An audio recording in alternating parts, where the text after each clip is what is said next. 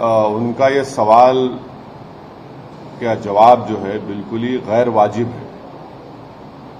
अगर कोई ये कहे कि राहुल गांधी की जो सदस्यता चले गई वो ठीक नहीं है और दूसरों की जाती है तो अच्छा है, ये कैसे होगा? आपसे सवाल पूछा गया था भारत के मुसलमानों के बारे में, तो आपने कह दिया कि 1980 में यही हाल दलित और सिखों का भी हुआ था। तो 1980 में राहुल गांधी नहीं जानते कि यूपी में सरकार उनकी थी तो हाशिमपुरा हुआ, मलियाना हुआ। 1980 में उन्हीं की पार्टी की सरकार थी तो दिल्ली का मैसेकर हुआ। यूपी में उन्हीं की सरकार थी तो मुरादाबाद की ईदगाह में 400 से ज्यादा मुसलमानों को पुलिस फायरिंग में मार दिया गया। 1980 में उन्हीं की सरकार थी जब दिल्ली की सड़कों पर सिखों के खून से होली खेली गई थी। तो आपको ये बोलना चाहिए कि मुसलमानों पर अगर हो रहा है तो क्या हो रहा है। ये टाल मटोल का जवाब देना कि 1980 में ऐसा हुआ था। अब फिर राहुल गांधी को ये भी बोलना चाहिए था कि उनकी सरकार राजस्थान में है, जुनैद नसीर कैसे मारे गए और अब तक उनके कई कातिल एलिज एक्यूज नहीं पकड़े गए। ये क्या है कि छत्तीसगढ़ में उन्हीं की सरकार है, वहां पर धर्म संसद होता है, छत्तीसगढ़ सरकार के स्पॉन्सर्ड, और वहां पर महात्मा गांधी को गाली दी जाती है। ये कौन सा जवाब है इनका? इस बारे में मैं जो तेलंगाना के मुख्तलिफ मुकामात पर हमारी पार्टी की जो मीटिंग्स हो रही हैं, मैं जा रहा हूं, हमारे पार्टी के जिम्मेदारों से बात कर रहा हूं, उनसे मशवरा कर रहा हूं, उस इलाके के, वहां के शहर के, जिले के जो जिम्मेदार लोग हैं उनसे मैं बात कर रहा हूं और उनका जो मशवरा होगा, उनका जो एडवाइस होगा उसको मैं जहन में रखूंगा। अब उसके बाद ही हम चुनाव के वक्त ही फैसला लेंगे कि कितने विधानसभा की सीट पर हम चुनाव लड़ेंगे। पहले विधानसभा का चुनाव होगा दिसंबर में, इलेक्शन कमीशन जब डेट देगा, और फिर पूरे देश में होगा पार्लियामेंट का चुनाव, तो उस वक्त फैसला लेंगे। मगर हम जा रहे हैं, पार्टी को मजबूत कर रहे हैं, जो वहां पर जनता के जो मसाइल हैं उस पर बातचीत कर रहे हैं, और हम अपने पब्लिक मीटिंग से उन तमाम पार्टीज को जवाब दे रहे हैं जो MIM पर तनकीद करते हैं, झूठे इल्जामात लगाते हैं। देखिए, एक बात सुनिए, जब हम पाकिस्तान गए थे, जब वहां पाकिस्तान में भारत के ऊपर, देश के ऊपर गलत और झूठे इल्जामात लगाए दिए जा रहे थे, तो हम उसका डिफेंड किया और करते रहेंगे। अब कोई उनकी शख्सी राय है, पर्सनल राय है, तो उस पर हम कैसा बोलेंगे? उनसे पूछिए, उनके पार्टी के जो स्पोक्स पर्सन है वो सही तरीके से जवाब दे पाएंगे। देखिए, मैं पार्लियामेंट के इनॉग्रेशन में उस वक्त जाने के लिए तैयार था अगर स्पीकर साहब उसका इनॉग्रेशन करते।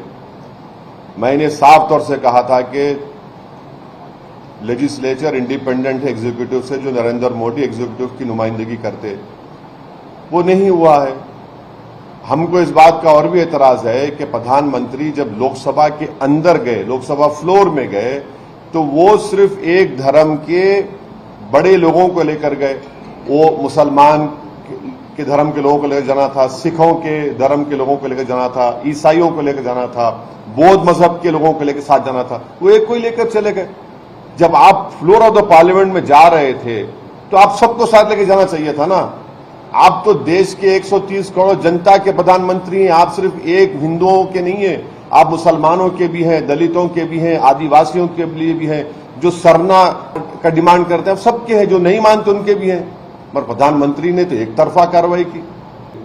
This concern has been voiced from last 5 years that you cannot penalize those states which have controlled the population, and if you are going to make a benchmark of delimitation on the basis of population, then of course it is a valid point that how can you penalize those states which have controlled the population, wherein the TFR rate has come down even below the national TFR rate. So there has to be, if we have to go forward, we'll have to find a way wherein those states do not lose their parliament seats just because they have controlled the population.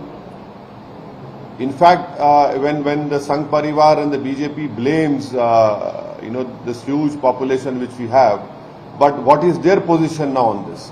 Do they want the delimitation to be done on population, or do they want to be done on the basis of how those states have controlled the population?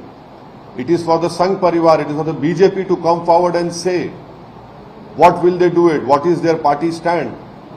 Are they going to penalize those states which have brought down population and thereby they lose parliament seats in the process? And in a federal system, how can you penalize those states who have controlled population, thereby they lose parliament seats?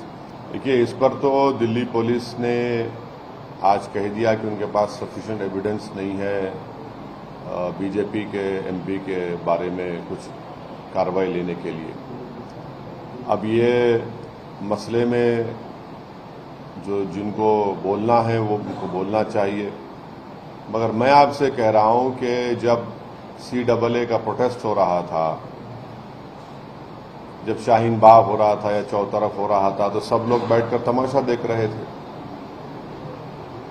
जब किसानों का हो रहा था तो सब लोग बैठकर तमाशा देख रहे थे। अब देखिए अब क्या हो रहा है। अब तो ये जो रेसलर्स का मामला है, ये तो अब दिल्ली पुलिस को बताना पड़ेगा और सरकार को बताना पड़ेगा। मैं क्या बोलूं उसमें? नहीं, मैं ऐसा नहीं कह रहा हूं। मैं ये कह रहा हूं कि आपके सामने सब चीजें हुई हैं। अब दिल्ली पुलिस ने खुद कह दिया तो फिर हम क्या बोल सकते हैं? दिल्ली पुलिस का वर्जन आया, अभी वो कह रहे हैं। तो ये तो आपकी बात सही है कि सरकार की जितनी महिला मंत्री हैं वो बिल्कुल ही खामोश बैठे हैं। एक तो वीडियो देखा मैं कि एक महिला मंत्री माशाल्लाह दौड़ रही हैं। क्यों बोलेंगे वो? तो पता, जब मणिपुर जल रहा था, प्रधानमंत्री कर्नाटका के इलेक्शन में कैंपेन कर रहे थे। 70 से ज्यादा लोगों की मौत हो चुकी है। पुलिस ट्रेनिंग एकेडमी से 2000 से ज्यादा हथियार लूटकर भाग गए। 10,000 ज्यादा एमुनेशन लेकर भाग गए लोग। 20 लोगों की, परसों बोलते हैं कि मिलिटेंट्स 20 लोगों को मारा गया। मणिपुर में सिविल वॉर हो रही है। प्रधानमंत्री क्यों बोलेंगे? प्रधानमंत्री को पार्लियामेंट इनॉग्रेट करना है। अमित शाह प्रधानमंत्री है नॉर्थ ईस्ट के? नहीं, अमित शाह देश के प्रधानमंत्री है। नरेंद्र मोदी देश के प्रधानमंत्री है ना। नॉर्थ ईस्ट के बारे में क्या क्या कहा था प्रधानमंत्री ने? आपकी सरकार ने क्यों किया वो नॉन ट्राइबल रिजर्वेशन का मसला लाना? आपने किया ना। और आज मणिपुर जल रहा है तो प्रधानमंत्री को वहां जाना चाहिए था। प्रधानमंत्री को कुछ बातचीत करनी चाहिए थी। इतने दिन से मणिपुर जल रहा है, कुछ बोल ही नहीं रहे। और आप पार्लियामेंट के अंदर वो पेंटिंग लगाए अखंड भारत की। अब अखंड भारत का अब बताइए, मिनिस्ट्री ऑफ एक्सटर्नल अफेयर्स क्या बोलेगी? अफगानिस्तान को, नेपाल को, बांग्लादेश को अखंड भारत का आप बना दिया। बोलिए, ये आप लोग पूछते नहीं है। जो पप्पा जी को पसंद है वही पूछा जाता है आप लोगों से। अखंड भारत के बारे में पूछिए। बीजेपी को बोलना चाहिए, जब पार्लियामेंट में डाल दिए तो कब अफगानिस्तान को ले रहे आप, कब भूटान को ले रहे आप, कब बांग्लादेश को ले रहे आप, कब नेपाल को ले रहे, पीओके को कब ले रहे हैं आप? जल्दी लीजिए ना। जब आपने डाल दिया पार्लियामेंट में, अब बोलेंगे नहीं हमारा रेजोल्यूशन है। अरे भाई, अखंड भारत अगर आप पेंटिंग लगाए तो क्या कर रहे हैं उसमें बताइए। एमईए को जवाब देना पड़ेगा उसका। एक टाइम पे था बोलते सर। एक टाइम पे था, अब नहीं है। अब नहीं है ना। अच्छा, आप बीजेपी की तरफ से बोल रहे हैं? नहीं, शुक्रिया, बने क्लैरिफिकेशन आ गया बीजेपी से, फिर मुबारक हो आपको। वाह, मजा आ गया। बहुत खूब, माने बहुत खूब। अब तो इसका मतलब यह है कि अब वर्ल्ड टेस्ट चैंपियनशिप हो रहा है तो पूरे बीजेपी के लोग बैठ जाए, इंडिया जीत जाएगी। किस्सा खत्म हो गया। टेस्ट चैंपियनशिप जरूरत ही नहीं है विराट कोहली की। हमको ना विराट कोहली की जरूरत है, ना सिराज के इन स्विंगर की जरूरत है, ना शमी की सीम बॉलिंग की जरूरत है। इनको बिठा दीजिए। वाह, माने ये नहीं मालूम था कि ऐसा केमिस्ट्री भी होती है क्रिकेट में। क्या बात है, जो जिंदगी अपनी लगा दी है उस खेल में। कितनी मेहनत करते सब लोग दिन रात, और वो बोलते हैं कि वहां पहुंच गए तो जीत गए। अरे चमचागिरी करना है तो इतना तो मत गिरो। आप ही क्रिकेट खेलते रहे। नहीं, हम भाई साहब देखिए, खेल स्पोर्ट्स को स्पोर्ट्समैन स्पिरिट में लेना चाहिए। कोई जीतेगा कोई हारेगा, उसको भी आप पॉलिटिकल कलर दे रहे हैं तो फिर अब ये तो हिमाकत है। अरे भाई, स्पोर्ट्स है, आप उनकी कदर करिए। वो बहुत मेहनत करते हैं वो लोग। और मेहनत करके आते हैं, माने क्या क्या नहीं करते वो लोग, क्या किन चीजों की कुर्बानी नहीं देते वो लोग, तभी जाकर वो इंडिया को खेलते हैं भाई।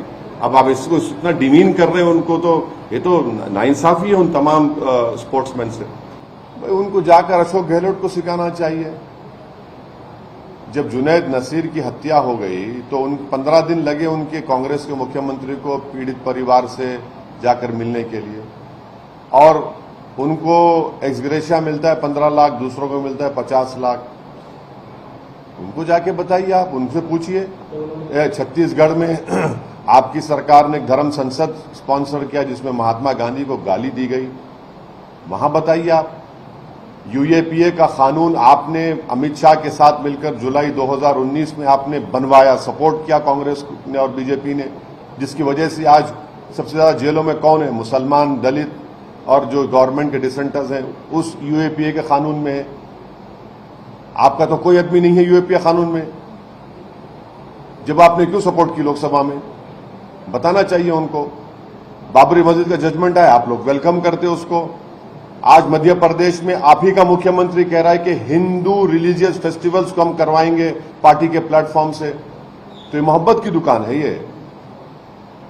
मध्य प्रदेश में आप ही का कमलनाथ कह रहा है कि हम रिलीजियस हिंदू फेस्टिवल्स करवाएंगे, तो फिर ये आपका सेकुलरिज्म, मैं शुरू से कह रहा हूं कि पॉलिटिकल सेकुलरिज्म के जरिए से भारत के मुसलमानों को बर्बाद किया गया। पॉलिटिकल सेकुलरिज्म की वजह से भारत के मुसलमानों का पॉलिटिकल एम्पावरमेंट नहीं हुआ। पॉलिटिकल सेकुलरिज्म को इस्तेमाल करते हुए मुसलमानों का रिप्रेजेंटेशन असेंबली पार्लियामेंट में खत्म करके रख दिया गया। मैं पॉलिटिकल सेकुलरिज्म के खिलाफ था और रहूंगा। जो संविधान में जो सेकुलरिज्म की बात है उसका मैं कायल हूं। अब आप बोलेंगे ना सेकुलरिज्म बाद में डाला गया, तो भाई liberty, equality, fraternity, justice, right to equality क्या है ये भी तो सेकुलरिज्म का एक बहुत बड़ा हिस्सा है। तो इन मुद्दों पर उनको बात करनी चाहिए कि कब तक जबानी खर्च करते रहेंगे आप। अरे आप कर दीजिए, राजस्थान में क्यों नहीं किया आपने? राजस्थान में करिए, आप छत्तीसगढ़ में करवा दीजिए, आपकी सरकार है वहां पर करवा दीजिए। आप कास्ट बेस्ड सेंसस कौन रोक रहा था? इतने साल से क्यों नहीं करवाया? आपकी सरकार थी यूपीए में आपने शुरू किया था, उस वक्त लेके आना था जनता के सामने आप। अरे भाई आप सरकार में थे, आपने नहीं किया। आपने सरकार में थे, गुजरात के लोगों का आपने साथ नहीं दिया। आप सरकार में थे, आपने कोटा हटाया, आपने यूएपीए को स्ट्रांग कर दिया। आप सरकार में आपने सोशो कास्ट सेंसस आपने शुरू किया था, लेके आना था उस वक्त आप। अभी भी करवा दीजिए ना। हम भी चाह रहे हैं कि भारत में कास्ट सेंसस हो। हम भी मानते हैं कि रिजर्वेशन की 50% की लिमिट को ब्रीच होना चाहिए, जिसके लिए नरेंद्र मोदी के पास 300 एमपी है। वो फौरन बिल लेकर आए लोकसभा में और 50% रिजर्वेशन को ब्रीच करें। हम भी सपोर्ट करेंगे उसको।